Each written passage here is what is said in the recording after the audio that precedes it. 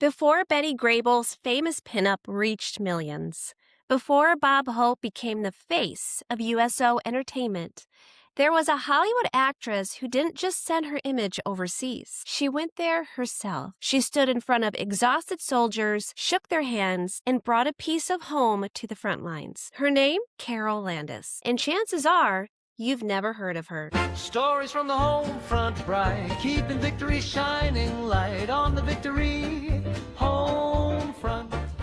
Hello to all the Rosies and Homefront Joes, and welcome back to another episode of On the Victory Homefront. Today's Someone You Should Know is Carole Landis, a Hollywood actress whose wartime service to troop morale may have rivaled some of the biggest names of World War II, even if history hasn't remembered her that way.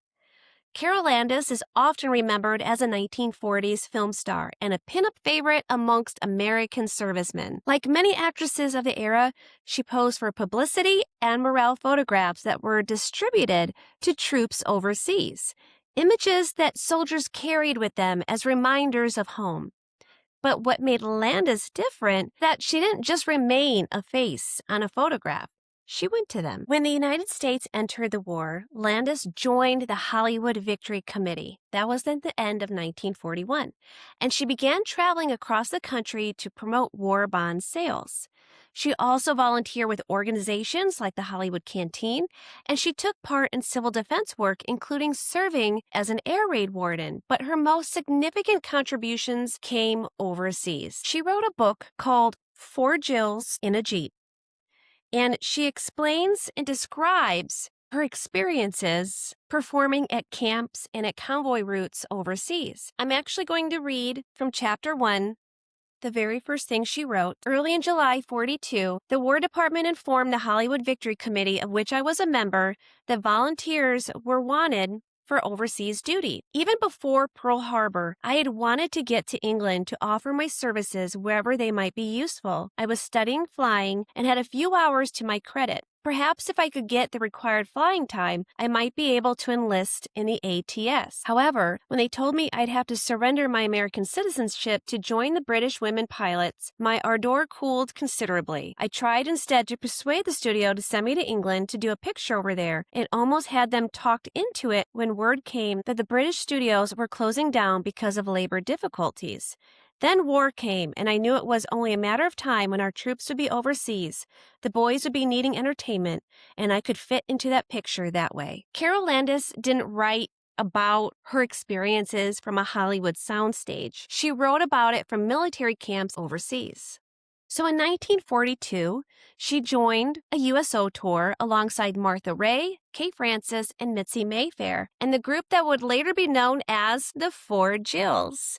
Their journey took them to England and North Africa, making them part of one of the earliest USO tours into an active combat zone following Operation Torch. And these were not glamorous trips. In 4 Jills in a Jeep, Landis described performing for soldiers so exhausted that, in her words, they sometimes simply sat and stared. And that wasn't indifference, that was fatigue from the war. She also wrote about the conditions they faced, freezing quarters, constant travel, and the physical strain of moving from one performance to the next with little rest. Because this wasn't a publicity tour, it was wartime work. And what stayed with Landis most wasn't anything relating to her being a celebrity. It was loneliness.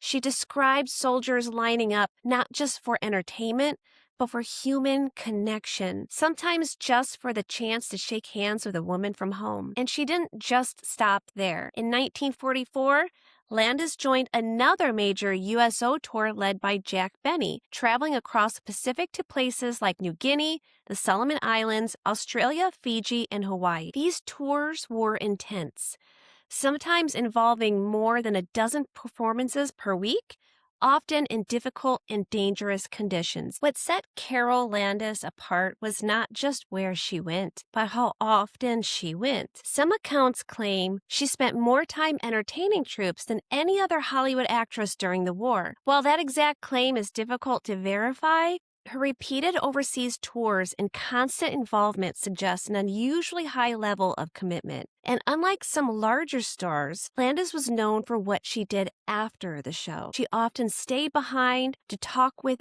the individual servicemen. She visited hospitals beyond scheduled appearances, and she took time to connect personally with troops. For many servicemen, Carole Landis wasn't just someone they had seen in a movie or a photograph tucked in a footlocker. She was someone who stood in front of them, shook their hand, and spoke to them as individuals. And that kind of connection left a lasting impression. Her contribution wasn't about reach, it was about presence. Because while other entertainers like Bing Crosby reached millions over the radio, Carole Landis brought a piece of home directly to those serving overseas. She was part of that same wartime entertainment network, appearing on Armed Forces Radio and working alongside major stars.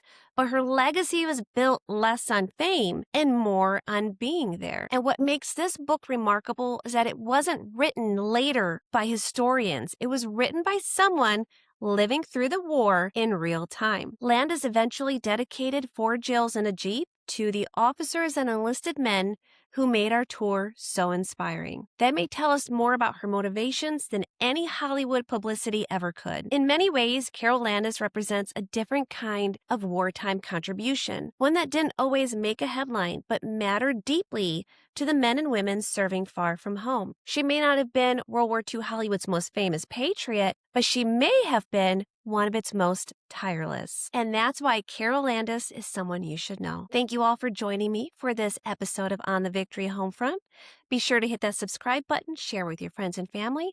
And until next time, my friends, remember, victory is in the everyday. See you next time.